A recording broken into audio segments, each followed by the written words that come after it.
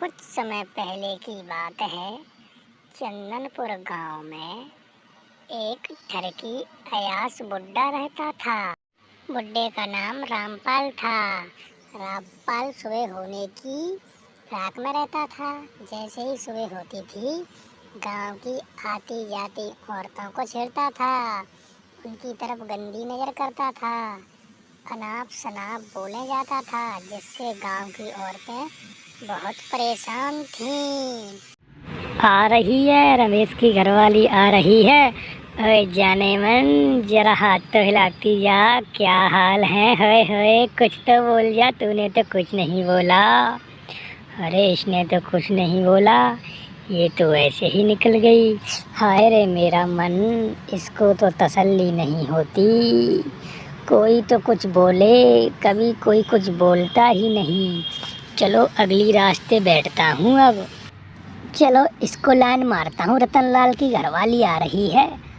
ओए होए, क्या बात है? तुम भी जरा मुड़ के देख ले छल्लो। आय हाय, कुछ तो बोल दे। इसने भी कुछ नहीं बोला। ओहो, मार डाला। ओहो, दूसरी आ रही है। क्या कपड़े पहने हुए हैं इसने? अरे तू बोल जा। हाय हाय, इसने भी कुछ नहीं बोला। ऐसे ही मर जाऊंगा क्या? हा हा। सारी गांव की औरतें उस ठरकी बुड्ढे से बहुत परेशान थीं। कर भी क्या कर सकती थीं? मन में सोच रही थीं, आज अपने पति से जाकर बोलूँगी, इस ठरकी बुड्ढे का इलाज कराना ही पड़ेगा। बहुत इस मनचले को आस की चढ़ी हुई है, इसके समझ में नहीं आती बिल्कुल। ये सब सोचती हुई घर की ओर निकल जाती हैं। बेचारी कर भी क्या सकती थी। अरे मेरी जाने मन, तुझे क्या हो गया? जब से तुम लौट कर आई है, मुँह फुलाए हुई बैठी है, कुछ बोलती नहीं है।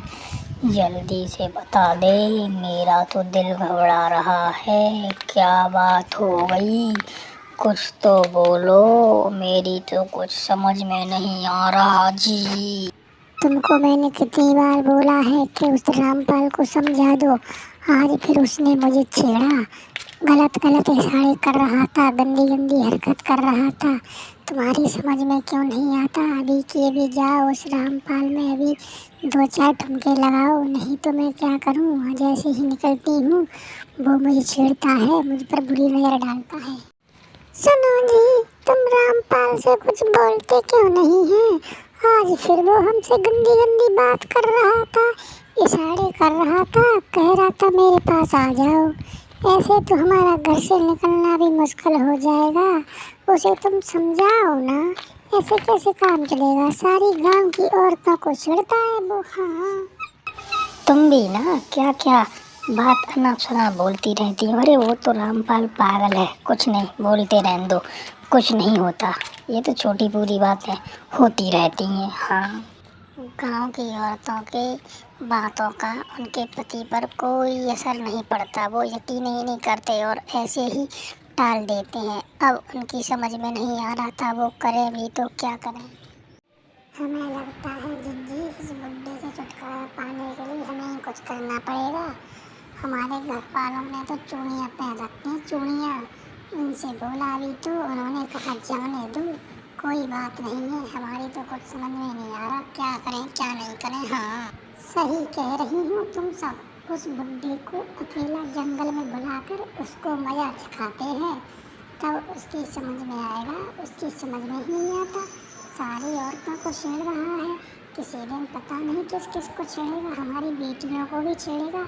अब तो यही समय आ गया है, इसको अकेले में बुलाकर इसको मजाक सिखाया ही जाए, है ना जिज्जी?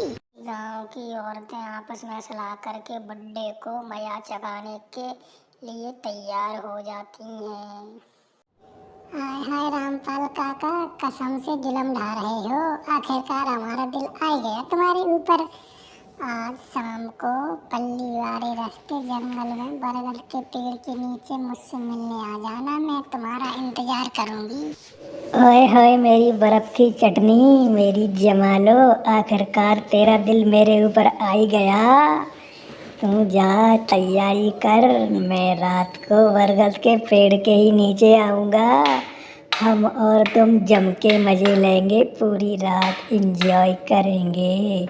नो टेंशन, ओनली मज़ा ही मज़ा। क्या बात है, आखिरकार आ ही गई ना तुम।